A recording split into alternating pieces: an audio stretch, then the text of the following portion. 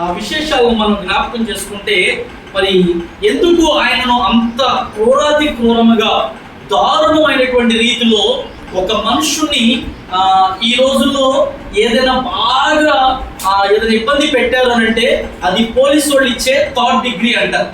అంటే అరికాళ్ళ మీద భయంకరంగా వాతలు తేలేటట్లుగా కొట్టేటువంటి భయంకరమైనది అంటారు, థర్డ్ డిగ్రీ అంటారు. అంటే ఇక అది ఇస్తే వాడు ఎంత గొప్పోడైనా సరే నిజం చెప్పాల్సిందే. అలాంటి భయంకరమైనటువంటి శిక్ష అమలు చేసేవాడు. దానికంటే మించింది ఏదైనా ఉంది అంటే ఇక ఊరేయటమే. ఇది మన శిక్షా స్మృతిలో ఉన్నటువంటి ఆఖరి ఘట్టం. అయితే అలనాటి దినాలలో ఒక ఇంచుమించు ఒక 2025 ఆ ముందున్నటువంటి దినాల్లో గమనిస్తే, ఆ డోర్ క్లోజ్ చేసాను, ఆ ముందున్న దినాలను కనుక మనం గమనిస్తే ఆ రోజుల్లో కూడా మరి ఇలాంటి ఉరి శిక్ష అనేటువంటిది లేదు. కానీ ఒక్కొక్క కాలాన్ని బట్టి వారు శిక్షలు విధిస్తూ ఉండేవారు. ఆ రోజుల్లో మరి భయంకరమైనటువంటి ఆ తప్పిదము చేసినటువంటి మనిషికి విధించే శిక్ష ఏమిటంటే సిలువ. ఏంటది?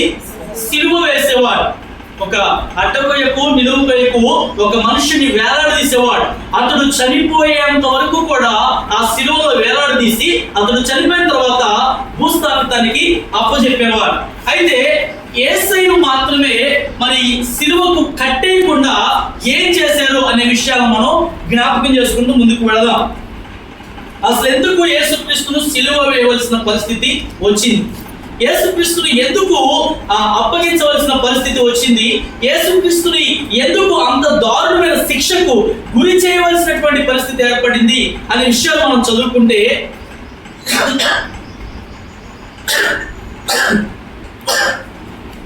ఇజ్రాయేలు అందరూ కూడా మరి మెస్సియా అనేటువంటి ఒక అద్భుతమైనటువంటి దైవ కుమారుడి కోసం వారు ఎదురు చూస్తున్నటువంటి దినాలవి.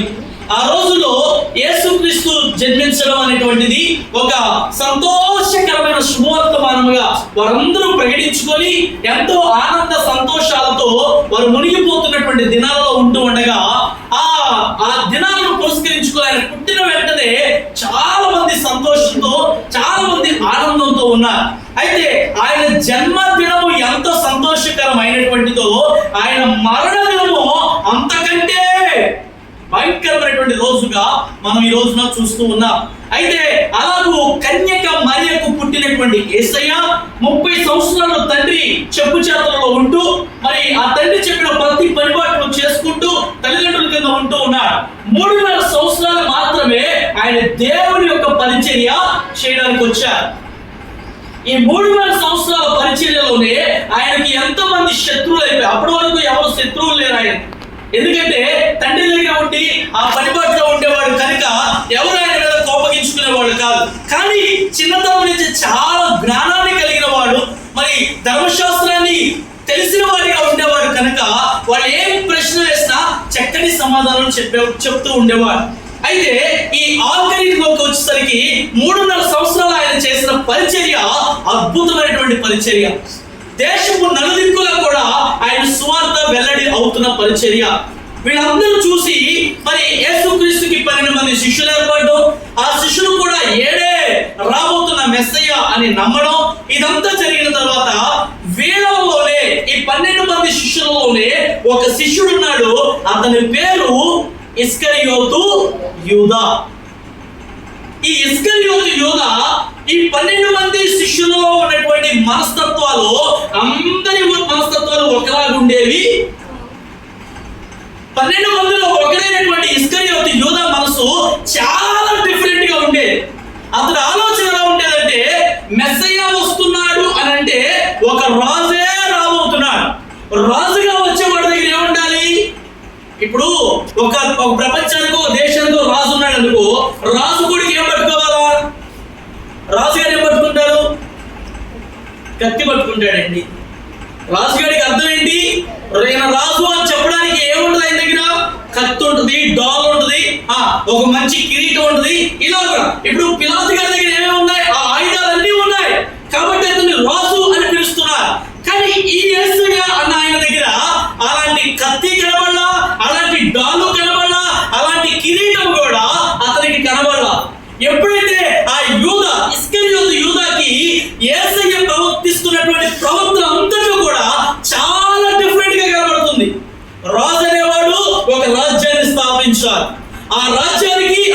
మంత్రులను ఏర్పాటు చేయాలి, ఆ రాజ్యానికి సైన్యాధిపతులను ఏర్పాటు చేయాలి. అతని రాజ్యమే చాలా డిఫరెంట్ గా ఉండాలి. నేను చెప్తుంది అర్థమవుతుంది కదా? ఇలా ఆలోచించుకునేవాడు ఎవరు? ఇస్కరియోతు యూదా.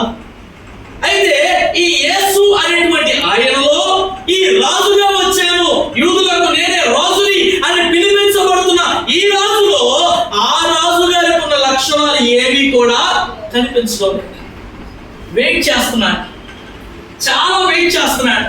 ఇంకేమైనా కోపం తెచ్చుకుంటాడేమో, ఇంకెప్పుడైనా పౌరుషాన్ని తెచ్చుకుంటాడేమో, ఇంకెప్పుడైనా ఎవరి మీద తిరగబడతాడేమో, ఒక రాజ్యాన్ని స్థాపిస్తాడేమో, ఆ రాజ్యంలో నన్ను మంత్రిగా చేస్తాడేమో, అతని కింద వారిని చాలా మందిని సైన్యాధిపతులు చేస్తాడేమో, యూదా పిలాతులను దండెత్తుతాడేమో అని చాలా వెయిట్ చేస్తూ ఉన్నాడు. ఎవరు? ఇస్కరియోతు యూదా. కానీ యేసయ్యలో అలాంటి యుద్ధ లక్షణాలు కానీ, అలాంటి వ్యతిరేకమైన మాటలు కానీ, వ్యతిరేకమైన ఆలోచనలు కానీ లేనే లేవు. ఆయన ఎంతసేపు చూసినా కూడా ఒకటే మాట, నా శాంతినే మీకు అనుగ్రహించుతున్నాను. రాజు అనేవాడి దగ్గర శాంతి ఉండదు. ఏముంటది? కోపం ఉంటుంది, ఆవేశం ఉంటుంది, ఆగ్రహం ఉంటుంది, రౌద్రం ఉంటుంది, రోషం ఉంటుంది. ఇవన్నీ రాజులో ఉండాల్సిన లక్షణాలు. ఆయనేమో యూదుల రాజు అంటున్నాడు, ఆయనే రాబోతున్న మెస్సయ్య అనుకుంటున్నారు. కానీ ఆయనలో ఈ లక్షణాలలో ఏ లక్షణం కూడా అతనికి కనిపించదు. ఎన్ని సంవత్సరాలు ఆగాడంట? 3.5 సంవత్సరాలు ఆగాడు. 3.5 సంవత్సరాలలో పిలాతుకు కూడా లేని ఫాలోయింగ్ ఎవరికి వచ్చింది? యేసుక్రీస్తుకు వచ్చింది. దేవునికి స్తోత్రం కలుగును గాక. అరే ఎక్కడ చూసినా కూడా తండోపతండాల జన సందోహమే ఆయన వెంట వెళ్ళిపోతూ ఉంది. అరే ఇతను యుద్ధం చేయలేదే, ఇతను ఎవరి మీద దండెత్తి వెళ్ళలేదే, ఇతను ఎక్కడ కత్తి దూయలేదే, ఇతను ఎక్కడ ఏ విధమైనటువంటి వ్యతిరేకత తీసుకురాలేదు కదా, మరి ఇతని వెంట ఎందుకు ఇంతమంది జనం వస్తున్నారు అని ఆలోచన చేశాడు. యేసు చెప్తున్నటువంటి బోధలు కానీ, యేసు మాట్లాడుతున్న మాటలు కానీ, యేసయ్య తలస్తున్నటువంటి ఆలోచనలు కానీ ఏవి కూడా ఇస్కరియోతు యూదా మనసుకి అంగీకరించడం లేదు. రాజుగా వచ్చేవాడు అలా ఉండాలి, ఇలా ఉండాలి అనుకున్నటువంటి ఆ మనసుకు ఈ మనసు సరైన జోడి. అందుకే శిష్యులందరిలో కల్లా ఇస్కరియోతు యూదా చాలా ప్రత్యేకింపబడిన వాడు, వేరు చేయబడిన వాడు. వీళ్ళందరి మనసు యేసుతో కలిసింది కానీ యూదా మనసు కలవలేకపోయింది. ఎందుకని కలవలేకపోయిందంటే ఇదే కారణం. రాజ్యాన్ని స్థాపిస్తాడు అనుకున్నాడు, రాజుగానే వస్తాడు అనుకున్నాడు. కానీ ఆయన రాజ్యాన్ని స్థాపించలా, ఈయన వేరొక రాజ్యాన్ని స్థాపించాడు. అదే ఈ లోకంలో ఇప్పటికీ ఏలుబడి చేయబడుతున్న శాంతి రాజ్యం. దేవునికి స్తోత్రం కలుగును గాక. హల్లెలూయా. ఇందులో కోపాలుండో, ఇందులో ఆవేశాలుండో, ఇందులో రోషాలుండో, పౌరుషాలుండో, ఏమి ఉండో. ఇందులో ఉన్నదల్లా సమాధాన ఆత్మ. దేవునికి స్తోత్రం కలుగును గాక. హల్లెలూయా. అందుకనే హతసాక్షి కాబడినటువంటి ఆ సేవకుని ద్వారా ఈ రోజున యావత్ ప్రపంచం అంతా కూడా దేవుని యొక్క నామాన్ని తెలుసుకుంటూ ఉంది. హల్లెలూయా. హల్లెలూయా. ఒక యుద్ధం జరిగితే కొన్ని దేశాలకు మాత్రమే తెలుస్తుంది. బాగా అర్థం చేసుకోండి. ఉక్రెయిన్ అనేటువంటి ఒక దేశం రష్యా దేశం మీదకి వస్తే అది న్యూస్ ఛానల్ చూసే వాళ్ళకి మాత్రమే తెలుసు. అవునా కాదా? అదే నేడు క్రైస్తవుడు చంపబడ్డాడు అనే విషయం ఈ రోజున యావత్ ప్రపంచం అంతా కూడా వినబడుతుంది. దేవునికి మహిమ కలుగును గాక. అది దేవుడు స్థాపించిన రాజ్యం. అది దేవుడు స్థాపించిన రాజ్యం. ఆయన రోషంతో పౌరుషంతో కొట్లాడకు వెళ్ళి మనుషులను చంపి రాజ్యాన్ని స్థాపించాల. రాజు ఏం చేయాలి? ఒక రాజ్యాన్ని పట్టుకోవాలంటే అక్కడ రాజుగారిని చంపాల, మంత్రులను చంపాల, సైన్యాన్ని చంపాల. ఏమండి? ఆడవాళ్ళని లేదు, పిల్లలు లేదు, మొత్తాన్ని ఏం చేయాలి? చంపాలంతే. ఇప్పుడు యుద్ధం జరుగుతున్నా అంతేగా. పాపం చిన్నపిల్లలు, మహిళలు వాళ్ళు ఏం చేశారు? మగవాళ్ళు ఏం చేశారు? పని పట్టు చేసుకునేవాళ్ళు వాళ్ళ మీద అనుకోకుండా ఒక రాకెట్ పెడుతూ ఒక 2 అణుబాంబులను వదిలేసింది. ఓ చిన్న రాజ్యం అది.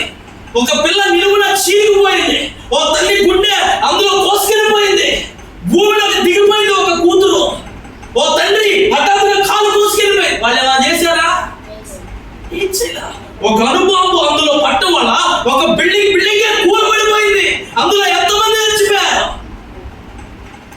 రాజ్యాన్ని, దేశాన్ని వాళ్ళు స్వతంత్రం చేసుకుంటే అది యుద్ధం చేసినట్టు. కానీ యేసయ్య అలాంటివేవి చేయలా, అలాంటి అనుభవములు కుమరించలా, అలాంటి అనుశక్తులను ఆయన సంధించలా. ఆయన ఏ మాట మాట్లాడినా మనసుకు ఆనందాన్ని కలిగించే మాట. మరలా చెప్తున్నాను, యుద్ధం గెలవాలంటే మనుషులను గెలవడం కాదండి, మనస్సులను గెలవాలి. దేవునికి స్తోత్రం కలుగునగా. నా యేసయ్య చేసింది అదే. యుద్ధం చేయలేదు ఆయన, మనుషుని యొక్క మనస్సులను గెలిచాడు ఆయన. పిలాతు మనసునే గెలిచిన వాడు నా దేవుడు. దేవునికి మహిమ కలుగును. హల్లెలూయా. అయితే ఇలాంటి రాజ్యం కోసం ఎదురు చూస్తున్న ఆ ఇస్కరియోతు యూదాకి యేసయ్య చేసే అద్భుతాలు, ఆశ్చర్యకార్యాలు నచ్చలా. గుడ్డోడు ముట్టుకోవడం ఏంటండి? కళ్ళు లేనివాడు బాగు చేయడం ఏంటండి? పక్షవాయువుతోడు పైకి రావడం ఏంటండి? ఇదా చేసే పని నాకు నచ్చల. ఈ రాజు మనకి పనికి రాడు అనుకున్నాడు. వెంటనే ఆ యేసు మీద, ఆ యేసయ్య మీద ఎవరైతే పగబట్టారో, ఎవరైతే కుట్రలు పండుతున్నారో, ఎవరైతే ఈ జనసందోహాన్ని చూసి కుళ్ళు కుతంత్రంతో ఉన్నారో వాళ్ళతో వెళ్ళి ఏం చేశాడు? చేతులు కలిపాడు. అర్థమవుతుందండి? వాళ్ళతో వెళ్ళి చేతులు కలిపాడు. ఎందుకు యేసయ్యను సిలువకు అప్పగించవలసిన పరిస్థితి ఏర్పడింది అనే విషయాలు చెప్తున్నాను నేను. ఇప్పుడు ఒకసారి ఒక వాక్యం చదువుదాం. 22వ అధ్యాయం 1వ వచనం, లూకాసు వార్త. లూకాసు వార్త 22 1వ వచనం.